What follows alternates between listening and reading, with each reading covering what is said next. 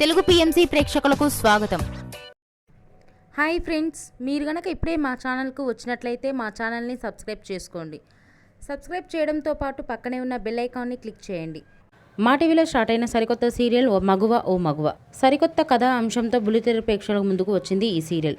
ఈ సీరియల్లో హీరోగా పల్లకిలో పెళ్లికూతురు సీరియల్లో హీరోగా నటించిన శ్రవణ్ కుమార్ నటిస్తుండగా హీరోయిన్గా కృతిక ఉమాశంకర్ నటిస్తుంది. సింధూర చంటికి సంబంధించిన కొన్ని లేటెస్ట్ ఫొటోస్ని ఇప్పుడు మనం కూడా చూసేద్దాం.